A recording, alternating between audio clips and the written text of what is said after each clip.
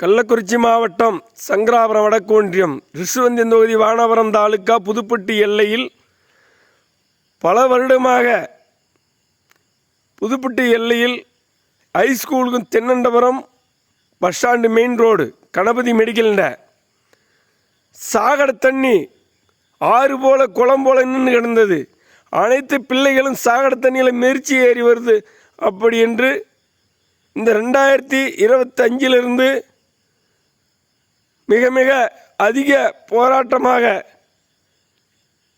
வீடியோவிலையும் வாட்ஸ்அப்லையும் போட்டு அதை கீழ்த்த இந்த பாரதிய ஜனதா கட்சி ஒன்று செயலாளர் நான் அளவுக்கு மீறி வீடியோ எடுத்து போட்டு எல்லாமும் செய்து ஒன்று செயலாளர் போர்டு வச்சு பிரச்சனை நடந்தது. பயங்கர ஊர் ஜனங்கள் கூடுற அளவுக்கு பிரச்சனை நடந்து பஸ் ஸ்டாண்டில் மூங்கில் செய்தி முதலாகவும் போட்டு இருக்கிறேன். இந்த பாரதிய ஜனதா கட்சி ஒன்று செயலாளர் சின்ன ஒன்று பேசுகிறேன். மூங்கில் செய்தி முதலாகவும் போட்டு பிரச்சனையை உண்டு பண்ணி அனைத்து பேரும் கூடி பிரச்சனை உண்டு பண்ணி பசங்களை விட்டு என்ன அடித்து விட்டாங்க. அதுலேயும் அந்த எஸ்ஐயை என்னான்னு கேட்கல. சரி போ இதை பேசி அப்படின்னு பொறுத்திருந்தேன். நாள் இடித்து பிரச்சனை ஆனதுக்கு பிறகு தான் அந்த இடத்துல டேனேஜ் எடுத்து கட்டி இப்போ சாக்கடை தண்ணி இல்லாமல் க்ளீன் ஆனது. இவ்வளவும் பண்ணதுனால்தான் வடக்கு ஒன்றியம் மதிவேகன் வர வைத்து ஆஸ்பத்திரியிலிருந்து வீடியோ கால் எடுத்து போட்டு தான் இந்த டேனேஜி கணபதி மெடிக்கல்ண்ட க்ளீன் ஆகிற அளவுக்கு செய்தோம். அதே போல் புதுப்பட்டில் ஊரில் உள்ள சாக்கடை தண்ணி பிரச்சனை அதிகமாக இருந்துச்சு. அதுக்கு மூங்கில் செய்தி எடுத்து போட்டு மூங்கில் செய்தியில் போட்டு வாட்ஸ்அப் ஃபேஸ்புக்கில் போட்டு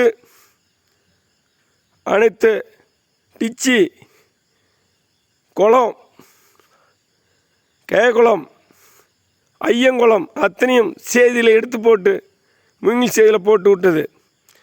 இதில் பிரச்சனை தீர்ந்தது. சாக்கடை தண்ணி பிரச்சனை தீர்வு கிடச்சிது. இந்த 2026 முடிஞ்சிச்சு. நல்ல முறையில் மோடி ஐயாஜி அனுமதியினால், அண்ணாமலைஜி வாழ்ப்பினால், மதிவேகன் துணையினால் இந்த புதுப்பட்டில் சிறப்பாக நடத்தி ஒரே ஆள் சிறப்பாக நடத்தி செய்து முடித்தோம். மோடிஜி ஐயா 125 நாள் வேலை, 100 நாள் வேலையில் 125 நாள் வேலையாக இப்போ ஆகியிருக்கிறார். இதுவரையும் ஜனங்களுக்கு ஒழுங்கான முறையில் வேலை இப்போ கொடுக்கவில்லை. கடினமாக நான் கண்டிக்கிறேன். இந்த ஒழுங்கான முறையில் 100 நாள் வேலை அனைத்து பேருக்கும் கொடுக்க வேண்டும்.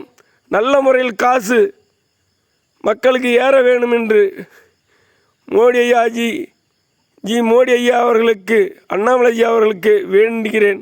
நன்றி, வணக்கம்.